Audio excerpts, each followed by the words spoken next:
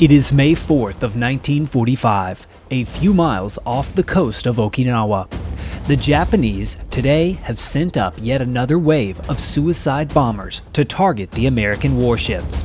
But these would be float planes loaded with explosives in a desperation attempt that would be bound to kill hundreds of U.S. sailors. But like a savior from above, the F6F Hellcats of Fighter Squadron 83 are summoned to defend. And defend they would, in a dogfight that meant life or death, not just for the pilots, but also the thousands of sailors watching from the decks of their ships.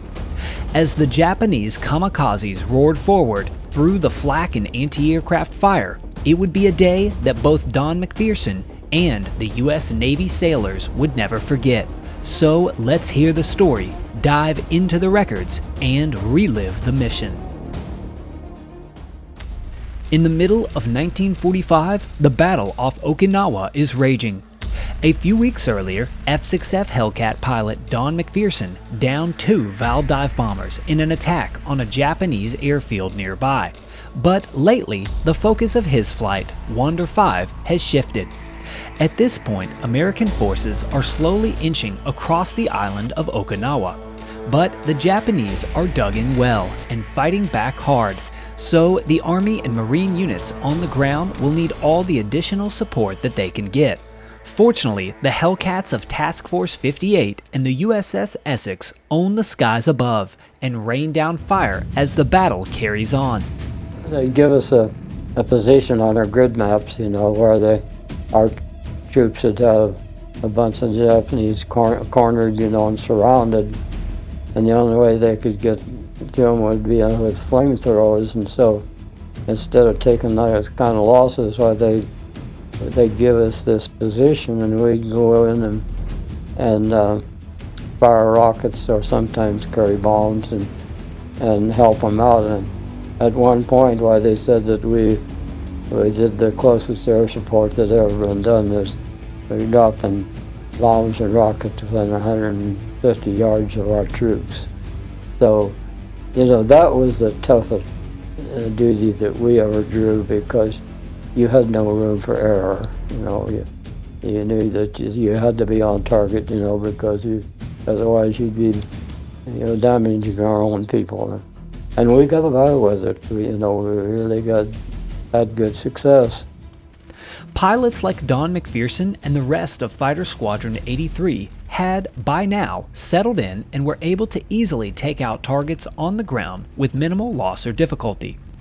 After all, at this point, the skies above Okinawa were clear, being almost totally free of enemy aircraft. But the skies over the American fleet, that was another story. Japan's secret weapon was no secret to our gunners or our flyers, who for months had been tinting the far Pacific with those same red sashes. But now, to meet our latest challenge, our deepest thrust, there rose every plane that could fly, new or old, from the very heart of Japan itself.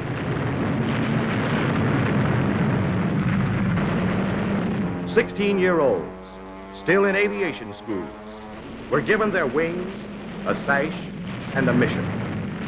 It was a maniacal, all-out effort to smash our sea power, isolate our troops on Okinawa. It was desperation. It was suicide. But it would be the pattern from now on to the very finish. A struggle between men who want to die and men who fight to live.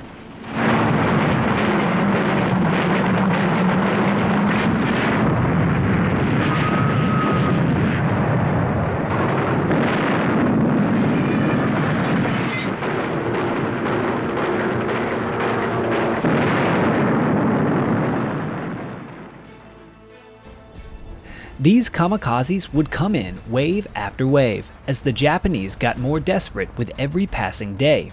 And although the anti-aircraft fire from the naval fleet would down many of the suicide bombers, there would be groups that made it through, dealing damage to a number of American ships. So when Fighter Squadron 83 and Don McPherson were scrambled, they knew that the stakes could not be higher. These ships were in need of support, and the Hellcats were the only thing standing between them and an enemy who was desperate to do as much damage as possible. This is exactly the situation that would arise on May 4th of 1945. On this morning, the Japanese had decided to muster one of the largest kamikaze attacks of the entire battle. For the entire first part of the day, the Rising Sun had been sending up groups of aircraft to strike the fleet stationed off Okinawa. One of the units that was scrambled to patrol and fly air cover as these flights were reported was Don McPherson and Wander 5. We were vectored over to fly a combat air patrol over an area between Okinawa and Kyushu, the island to the north. And they had stationed our destroyers, they called them picket destroyers. They had them cruising there to pick up incoming flights, so that if they tried to come down and bomb our Marines or our infantrymen, why hopefully we could intercept. Well, gosh, when we got over the attack had already started. There was airplanes everywhere coming in. They were flying everything. They were flying all the way from the Zero and Tonys to float planes, and diving and trying to dive them into these destroyers. And they know now there was at least 260 enemy aircraft in that attack. As the strike began, American forces realized that the Japanese were throwing up everything possible, from Zeros and Oscars to weak and slower recon float planes that were normally used for simple sea patrol. This was a clear sign that today's effort would be an all-out attack, but fortunately, Wander 5 had been vectored just in time, as the attacks on the American picket destroyers had just begun. 2 divisions of Hellcats were on station patrolling over a radar picket just off Izanashima. At about 0730, one division, led by Lieutenant Soft, was vectored north for a single bogey. The second section, composed of Lieutenant Ward and his wingman, Ensign Truax, tally-hoed this plane at 3,000 feet, identifying it as an Oscar. The Oscar immediately split est and dove for the water, heading for a destroyer. To open up the combat for the day, Lieutenant Soph, the leader of Wander 5 and Don McPherson, took the flight north after a single bogey was reported in the area. Fortunately, this was an Oscar and was quickly downed by the other 2 Hellcats in their flight. But there is one important note here, just how close this Oscar was to hitting the destroyer. The destroyer was now firing also, but Lieutenant Ward stuck on the Oscar's tail, watching it flame and splash just over the destroyer's bow. The destroyer then expressed its thanks and credited the plane officially to the Hellcat pilot. It is clear to see that Fighter Squadron 83 was a crucial line of defense in the battle above these destroyers. Without their support in the air, it was apparent that many of these kamikazes were likely going to find their target. As the patrol continued, just a few minutes later, Don McPherson and Carlos Soph spotted a large group of bandits below. Quickly, they are identified below as float planes, obviously kamikazes. And while one might think that these would be easier targets for fighters, this was not always the case. As we can see here in the report on May 4th, some of the other pilots had already had trouble slowing down enough to get a clear shot on the Japanese aircraft. Their planes were so heavily loaded with explosives that on more than one occasion, Hellcat pilots had to lower their flaps and their landing gear during the middle of the engagement, as they were often finding themselves going too fast and overrunning their targets, especially since the low altitude made them even more difficult to hit. Yeah, on May 4th, we hit this big group of kamikaze in north of Okinawa. The worst thing about that was the low proximity of all that. Not only were some of the planes flying so low and so slow, it made it difficult to maneuver, to get in a shot, Like it's hard to get a deflection shot, because when you pull out of the dive, you're in danger of dipping wing in the water. And so you almost had to be on those really slow ones. You almost had to get slow enough to get in behind them so that you could get a shot from the rear, you know, that way. Of course, there was some coming in everywhere, so it was quite a melee, you know. They would just turn and there'd be another one, you know, and then when you try to get in position to get that one before it could do its damage, because I know they sank at least one of the destroyers, if not two, that day, because we just couldn't get all of them at once in that time, you know. This would be correct. Despite the fact that these were indeed float biplanes, multiple destroyers would be hit on May 4th in other areas of the engagement by these simple recon planes. In fact, one of them can be seen here in this report, where other Hellcats were not able to shoot down all of the attackers in time. After doing some digging, I have been able to ID this destroyer from the report as the USS Lucy, whose loss is listed as follows from her report. Hitting with an explosive 1-2 punch, a pair of Japanese suicide planes sent the USS Lucy to the bottom. 30 miles off Okinawa on May 4th, 1945. The destroyer sank within 5 minutes after being hit, and out of the complement of 312 men, only 93 officers and enlisted men escaped uninjured. A short ways away from the sinking USS Lucy, however, Don McPherson and Carlos Soph have their fight just beginning, with their own destroyers to defend. We had just arrived and saw all these planes coming in on our destroyers, and so I was playing weak on Carlos Soph. We saw two of them making an attack on one of the destroyers, and so it means we were aboard them. Why, we had to dive in order to get on, you know, get a shot at them, and we didn't realize that they were so slow. Those happened to be the float planes, and they said that they thought they even had flammable materials in the pontoons, you know, anything to set fire. And so these two, we didn't get a shot at the first one, but I did shoot down the second one.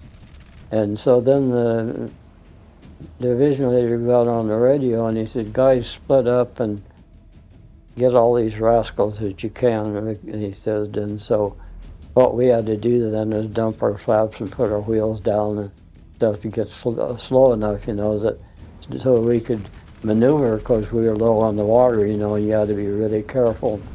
You know, you couldn't dive on it very well, you know, without dipping a wing in the water or something, you know. And so we were shooting them back off the decks of these ships. Just like he mentioned in his strategy, Don McPherson lowered his speed dramatically and came in from directly behind to shoot down this first float plane.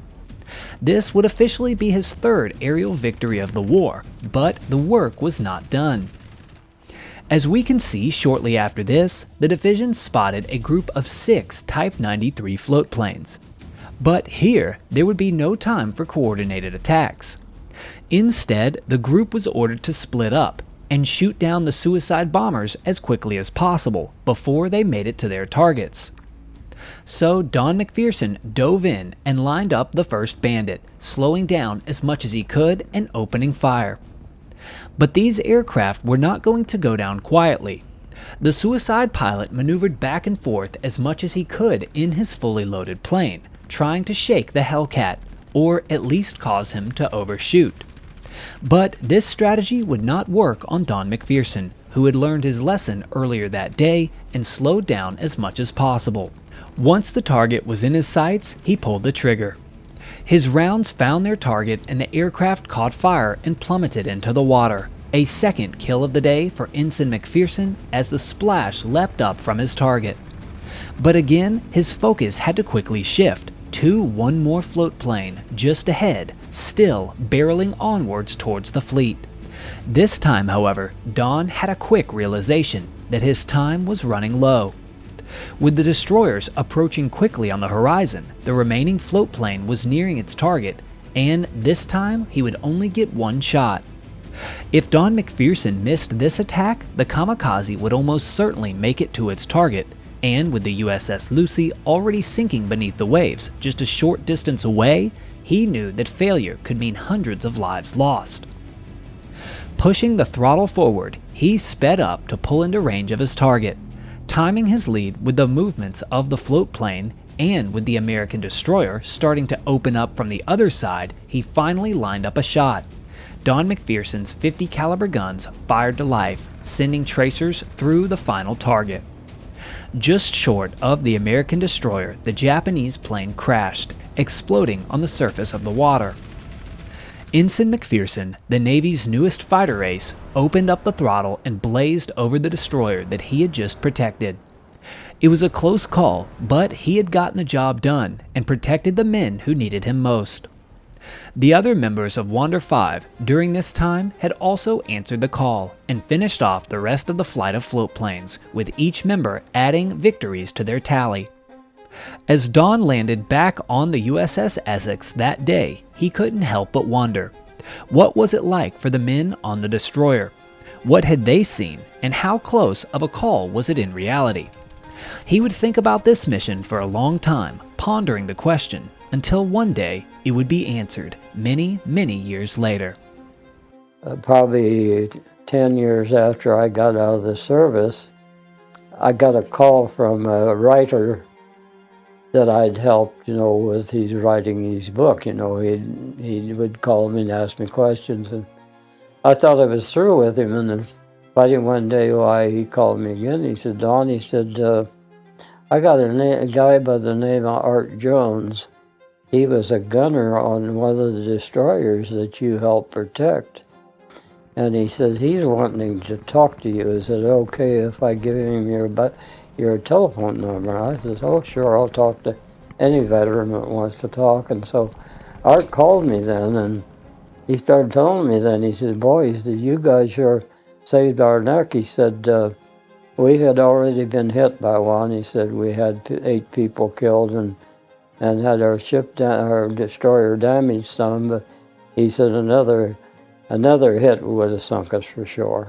He said, "We wouldn't have survived it." And he says, "You came down and you shot him right off our deck," he said. And I was thinking, how do you know it was me?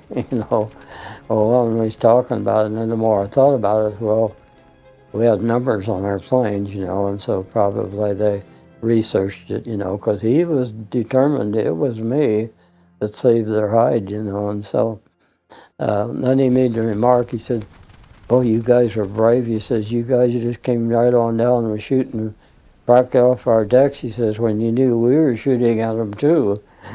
And after he said that the second time, I said, "Well, Art, you guys must have been pretty good marksmen too, because none of us come back with any holes in our planes." They had a reunion, a ship's reunion, and they sent me a large photo of their ship, and it had 39 signatures on it. So I went to bed that night with a real special feeling about, I guess I was the right place, the right time to save some people from injury or worse.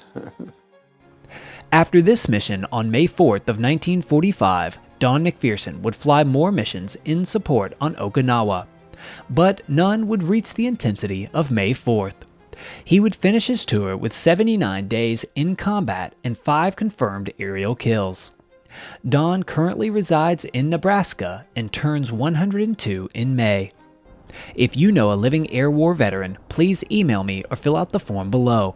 Consider supporting my work here by joining my Patreon. Thanks for watching, and I'll see you next time.